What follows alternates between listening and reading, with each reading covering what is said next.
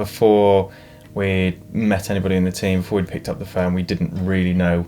We knew it was legal and that, obviously same-sex couples could adopt, but we didn't know what response we were going to get. So it was a concern. We did worry about it quite a lot, probably much more than we actually needed to. I think we were our worst critics. I think we were ready for criticism and judgment, and actually it didn't come.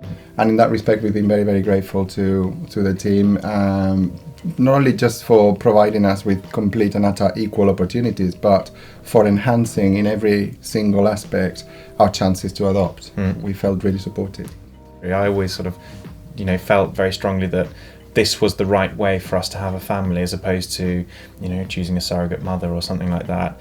And for me, it was, they're going to have a history. There are going to be complications. That didn't daunt me personally. I mean, I don't know what you feel about that. I wouldn't say daunt, but it is true that I had to, in a way, reset to zero any preconception that I have about adoption. And it was at the first stages on the prep course, when the themes started to arrive, that I realised, gosh, I really need to rethink what adoption is nowadays. And from that moment on, we did never look back. It was never obstructive, it was never difficult. Or intrusive. I remember having an initial reaction that, gosh, they're going to really torn to pieces our life history and our childhood, and it never came to that. And if anything, it was a very, very helpful exercise to actually evaluate our own journey in life, and it helped me to understand why I am now like I am. Preparing to adopt has helped me to understand myself much better. And they're also just trying to get to know you. They need to know who you are as a person, as an individual,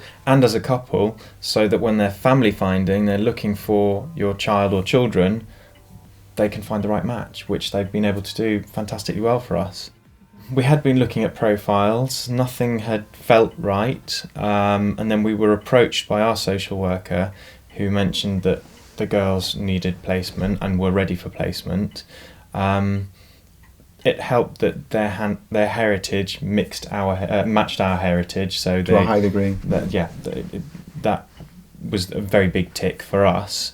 And then just reading about them, it just felt right. Everyone we've spoken to, all of our friends who've adopted, you just sort of know. You know when you fall upon the child that you think, actually, this is the one. I just really got completely bogged down on the deadline scenario. So I needed things to happen by certain dates. You became very impatient and wanted things to happen faster than they could happen. And looking back on it, you always say, it happened at the right speed, and actually had it happened any faster, it wouldn't have been right, it wouldn't have worked out, and it might not have ended up with the girls. And so the way that the speed it goes at is the speed it goes at. You can't force it faster or slower. It just you have to try and be as patient as you can and not let deadlines drive you.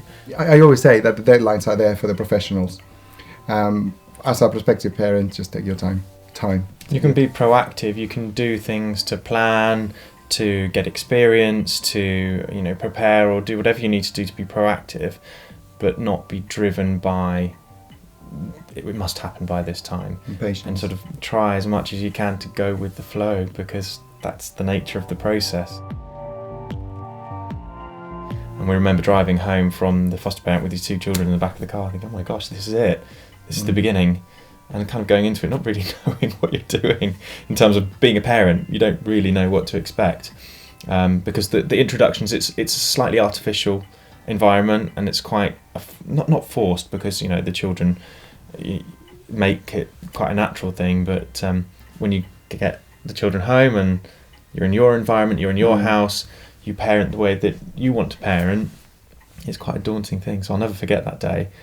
But obviously very exciting at the same time. It's the start of your life as a parent. Very earlier on within the prep group, we did understood the importance of making good links with other adopters, prospective adopters, who were going to face the journey with us, and that has proved to be invaluable. We have wonderful networks. Particularly the prep group, the people you meet on the prep group.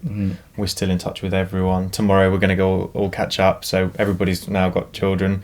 We'll all go down to a soft play area. We're going to catch up, see how everyone's doing. The children meet. Yeah. But moreover, when Richard was the parent that stayed at home all through the year, And for him, it was really, really valuable. He knew every Wednesday he was going to meet with 2 other mothers who adopted on the prep course. And that became a routine, a really healthy routine. So he could touch base with other people who were experiencing and feeling all the tribulations. Just people you can be honest with about Yeah. what you're going through and how you're finding it. That was really helpful. We woke up one morning and they woke up one morning and we felt like a family. And we've never looked back. But it's when you reach that stage and you realise how much you love these people in your life and how you could never have them out of your life. That's the point for me when I felt we are now family.